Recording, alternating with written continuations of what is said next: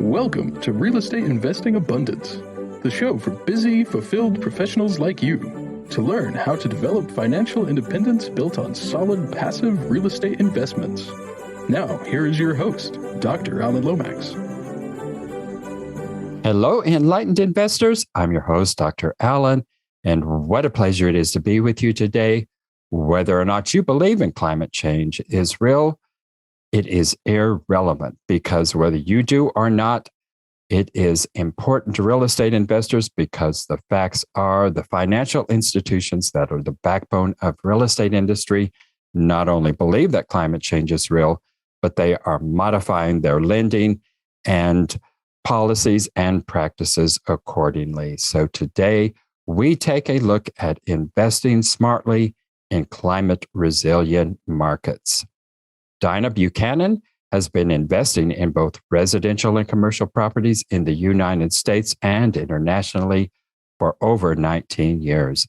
Dina is the Director of Investor Relations at PCRP Group, a firm that provides direct access to tax-advantaged passive income commercial real estate opportunities.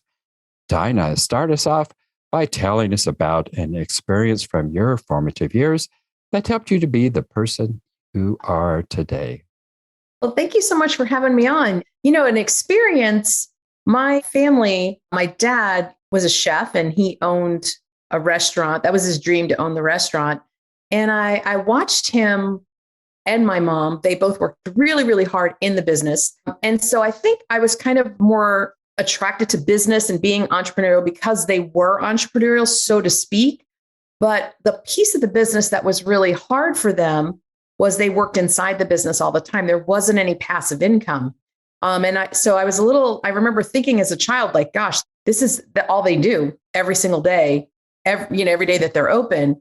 And it was really, really hard work. And I'm not a stranger to hard work, and I don't mind to work hard. But what I realized was the return on their investment, looking back, was not there. And so it really kind of instilled in me that I wanted to do something different. And I think that really did push me into real estate and real estate investing. My husband and I both had a passion for it and really wanted to do something where we could create some passive income. So we started probably in our mid 30s, really taking a look at getting educated and started investing. And it kind of fed the entrepreneur, because I liked the business piece. And at the same time, it created passive income, which I love. Absolutely. I was also in the restaurant business, and it is not passive. No, it certainly is not. No, it is hard work. Most people not in that business, I don't think they realize how hard it is to keep a restaurant running. For sure. Never ends. No, it's 24/7. I mean, my parents were there all the time. There wasn't really a day off. Yeah. Well, why is investing in climate resilient markets so beneficial and really important in these particular times? Well, as you mentioned earlier at the beginning of the show, regardless of where you stand on this great debate of our generation, the math is clear. Properties that are in markets that have a higher climate risk. And let me be clear, what we're talking about is, any market can have any weather. We can't control the weather, but we can control where we put and choose to invest in areas that are much less of a risk than, say, maybe a coastal area, or where there is a lot of fire, drought, extreme heat, flooding. Those are things that we're seeing, and it's very, very prominent. I mean, it's been this way, and it's progressing for the last decade. It's really gotten accelerated. And we're starting to see bigger companies like BlackRock and State Street Capital. They're actually incorporating into their underwriting agreements, as you probably know, coming forward. They're going to be looking at investors in their portfolios and saying, "Hey, where are these guys investing?" And even if that particular property that maybe the investor's looking to refinance or get funded isn't in one of the climate risk or markets like that, if they've got some in their portfolio, there still could be a risk for that lender. The big thing that we've seen is insurance companies. Insurance companies are starting to drop people that are in these markets. And we're either going to see one or two things, in my humble opinion. They're either going to have one or two players that stay in with the insurance industry, which means rates are going to hike up really, really extreme, or you can't get insured. And if you can't get insured, you can't get underwriting and financing. So it's kind of a catch-22 situation. So what we have found in our business is that we focus in markets that are more climate resilient. So things that are inland, things that are not subject to flooding areas. Again, would we do Florida? I live in Florida and I live in Central Florida. So would I do Central Florida? Absolutely. But I certainly wouldn't go on the coast just because the risk is higher. The cost is going to be higher from just the pragmatic expenses, would be higher because of the insurance and because of the rates. And it's just a higher risk. And whenever we're doing a multifamily syndication, it's not just our money's always in there, but it's not just our money, it's our investors' money. And we, make a commitment to take care of them and take care of the project. It's our responsibility. So we find that this strategy has been much more fruitful for our investors as well. Lower cost, less risk, means more profit at the end of the day for everybody.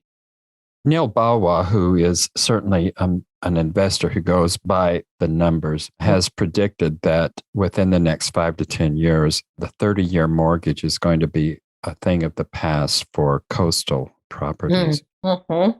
And I expect that he is correct. It's just getting too risky. I would agree. For financial institutions to continue those kind of offerings in those areas. And if that's going to happen in the residential market, it's certainly going to have an impact in the commercial real estate as well. Absolutely. It already has. My business partners live in Colorado, in Denver, and just north of Denver, some of their friends have properties where they've already seen insurance dropping because of extreme weather in the northern part of the area. If you're seeing it, like you said, it's the beginning. It's like a trickle-down effect. If it's starting there, it's going to end up escalating. And I think it's going to catch a lot of people off guard who just aren't paying attention to it, because I see listings and I see really what I would consider to be experienced investors still investing in these coastal properties. Like essentially there's no tomorrow, that everything is just going to continue as it is today. And I think it's going to be really sad for some of these experienced investors who really are not paying attention to the signs of the time here. I would agree. I think in an analysis of a deal, any deal, whether you're doing a single family home or you're doing a larger multifamily like we do, to not factor in the climate risk is irresponsible as a business owner, just even from safety of the people that are living there. I mean, it just, oh my gosh, it goes on and on and on. And I think, they're being very remiss by not paying attention to it. And if you just look at the numbers, then we're always taught in analysis, the numbers don't lie, right? The math's not lying. It's right there. But I think that people have made the conversation more of a fact of right and wrong, good or bad, political, whatever you want to call it. And that gets in the way of actually the logic and the reasoning of looking at what's right in front of us. Yes, when we get lost in these ideological concerns and beliefs, it's so easy to forget that fundamental fact that the math doesn't lie. Exactly. The reason we run numbers, right? Yep. But our ideological beliefs can be so overwhelmingly powerful. Very true. Yeah. Very true. Well, explain to us, what is ESG and how do assets that focus on ESG provide for socially and environmentally conscious investing? ESG, environmental, social governance, focuses on just that, how this impacts the environment, sustainability, socially diverse companies, and how they're governed or run, and what it means for the economics of the businesses, of the deals.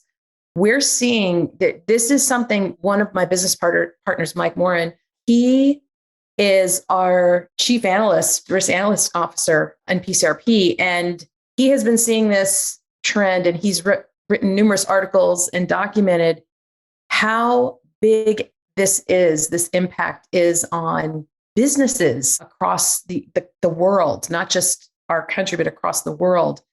And businesses that are coming and paying attention to the environment and providing opportunities to have a very diverse board of directors that are going to look at things differently. I mean, that's really the magic, right? When you have a bunch of people that have a different view, mindset, that's how you can get great. You can go from good to great because you've got insight that you yourself individually, I may have my insight and you have your insight. You've got these other people that have different insight and you put it all together and it's like, whoa, what do we got now? Now we can really make some amazing change in a good direction that's beneficial for everyone.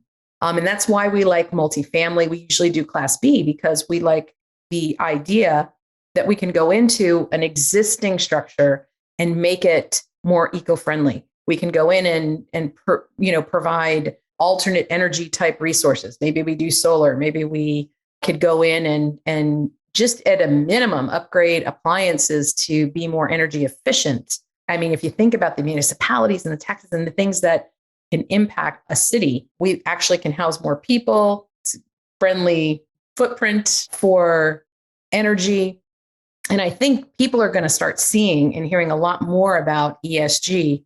And I highly encourage everybody to learn as much as you can about it. Wherever you are in the business or investing, this is the way of we're moving, regardless of, like you said, beliefs. This is definitely going to be impactful for everyone. I think people that learn about it and do it and implement it in their business and their portfolios are going to see higher returns. We've seen, it's proven, people that employ these principles. For us, it's aligning profit and principles because you can do both. And it makes a huge difference for all of us. We'll be right back after a brief announcement. Are you a busy professional, passionate about the work of your calling, yet realize that even though you love what you are doing, you're exchanging your time for money? You know that if you were to lose the ability to exchange time for money, your financial well-being will be in jeopardy. If you can relate, I have great news. Steed Tucker Capital is an investment company designed for professionals to develop financial independence built on solid passive real estate investments. Remove the anxiety of an uncertain financial future and go to steedtucker.com. Get your free one-page 10-step guide to passive real estate investing. So environment is much more than just climate, and it is and from looking at the math from your perspective, it's much more than just tree huggers. It is, yeah. I love that. It is business, and it's big business now. And that's and you know, it's so funny that you bring that up because that is surprising. Every time I have a conversation with somebody about it, I don't think they realize that this is definitely a huge piece of the numbers. It's a huge piece of business. And I mean, it can the growth in this area in the last 2-3 years has just been exponential. I'm amazed and in a good way amazed because it fuels my belief in people that we are conscious about this and the things that we do in our businesses affect this negatively or positively. And if we can affect this positively and create a better bottom line for our people, for our business, why not?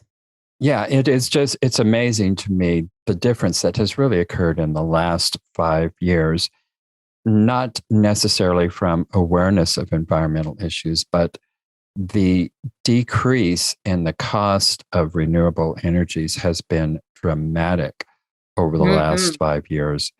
And it is in almost all spheres, it is not only competitive with fossil fuels, but in many areas, it is becoming much more economical than fossil fuels. And thankfully, yes.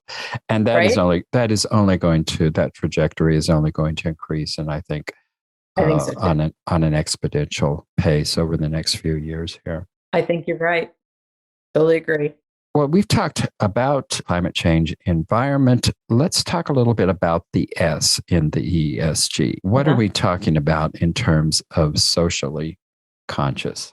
I think kind of like what I said before, I think the more diverse from a social perspective our companies are. My company is a woman-owned business. One of my business partners, Mike, and my husband, Eric, they're my business partners, Lori's husband and my husband. They sit as a board member on our businesses, but Lori and I own and spearheaded the company. And when I say that, I'm really, really proud of the work we do and the mission that we're on, and to be diverse in our company and take into account what's good for our social aspect of not only our business, but the services that we provide.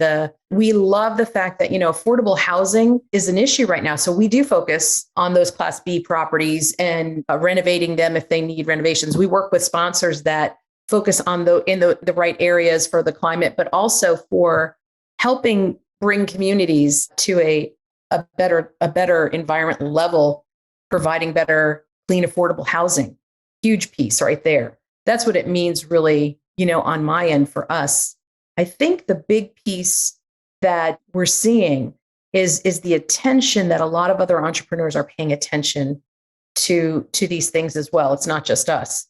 And I think that's making a big impact on not only on their business, but the world. I think if all of us focused on doing what we could do or making and it doesn't have to be big shifts, little shifts in perspective can go a long way to every piece of this and keep the businesses relevant. I think people, my guess is if people are not focusing in this direction that you and I are talking about, what business is going to be there for them? Because this is definitely the way it's going on all fronts, correct?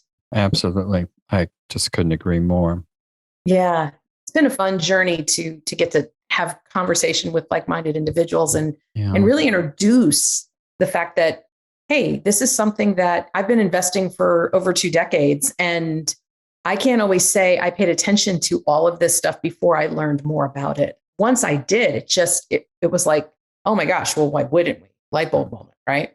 Yeah, we can't know what we don't know. And it just takes intentionality to do that. And like Maya Angelou said, when we know better, we can do better. But we first of all have to know better in order to do better.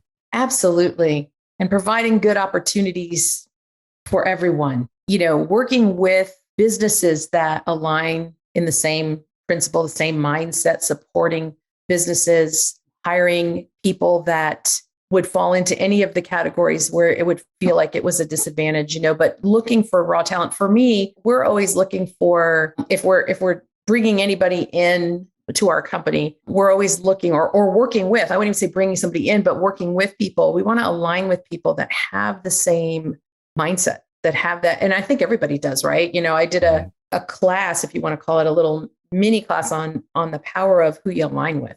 And that's so important for everyone's individual success, because when you're with people that are your tribe, that have that same mindset, it energizes you and it helps you perform at a higher level.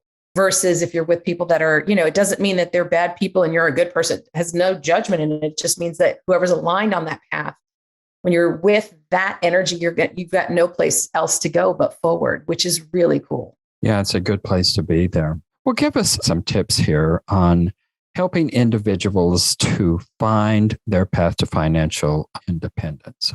Love that topic. I'm very passionate about financial education. I think the more you can be a part of discussions like this and thinking about, investing and how you want to invest.